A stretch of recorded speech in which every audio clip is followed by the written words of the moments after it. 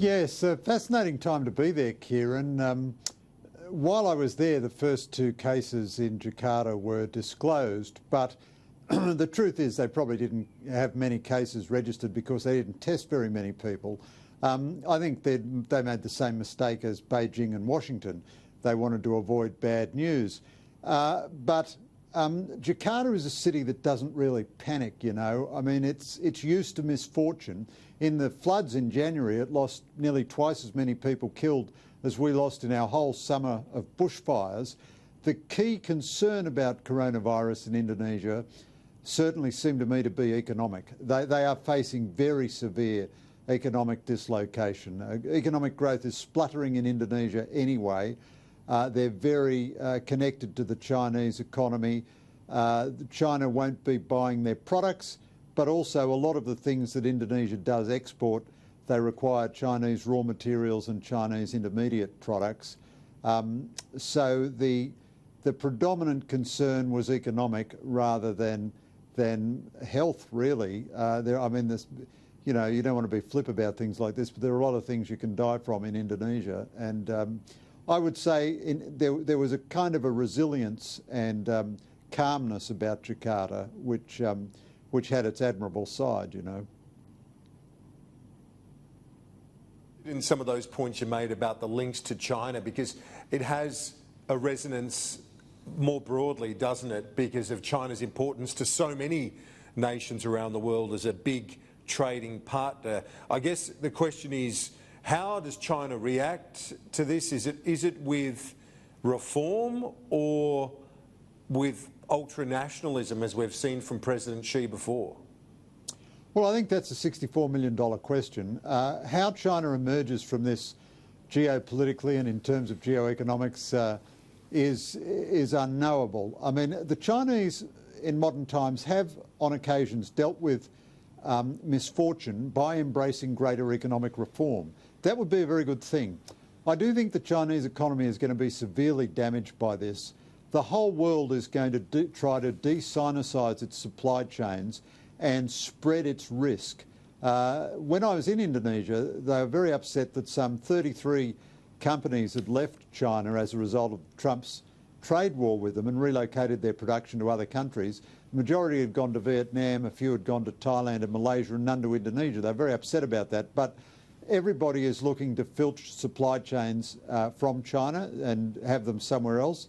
Everybody is looking to spread their risk. I mean, one, again, not to be flip, Kieran, but one element of the coronavirus thing is it's going to reduce greenhouse gas emissions for the moment because China is probably very close to recession at the moment.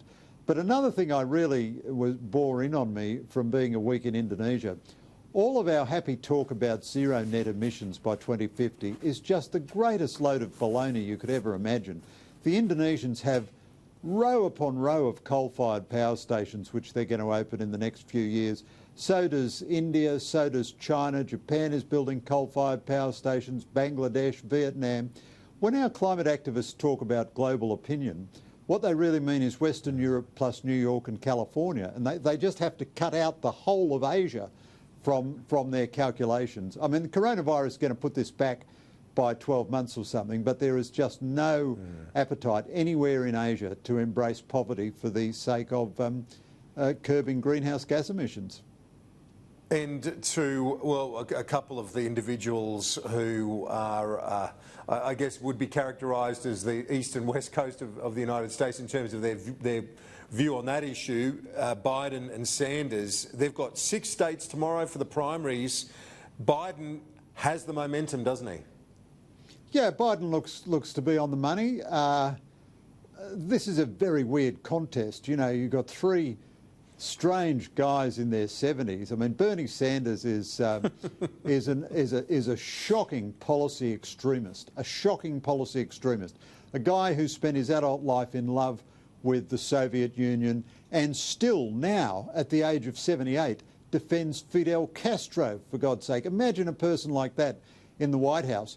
Joe Biden, everybody regards him as a nice guy, but the man cannot string 2 sentences together without engaging in a major derailment. You know, your colleague Rita Panahi was playing a clip of the Biden gaffes, and both of them make Donald Trump look like Franklin Delano Roosevelt in his fireside chats.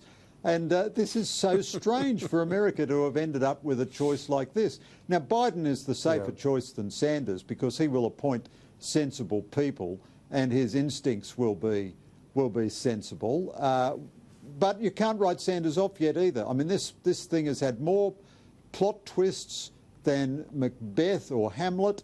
I mean, all the polls say Biden is going to win Michigan big. So if the polls are just as right as they've ever been, we'll be on this show tomorrow discussing the Sanders comeback.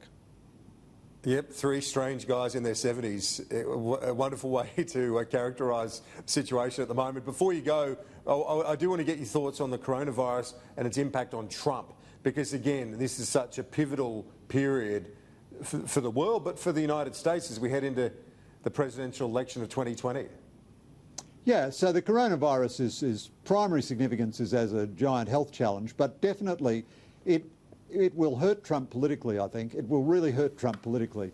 I write in a piece in tomorrow's Australian, it has the potential to be both his Hurricane Katrina moment and his global financial crisis. It's going to hurt Trump in a way that impeachment and the Democrats never have. The early American response was pretty clumsy and pretty slow.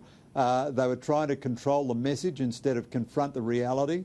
They look ham-fisted, and even if you're a free market centre-right kind of person, can you really think that cutting the budget of the Centre for Disease Control looks like such a smart thing to have done?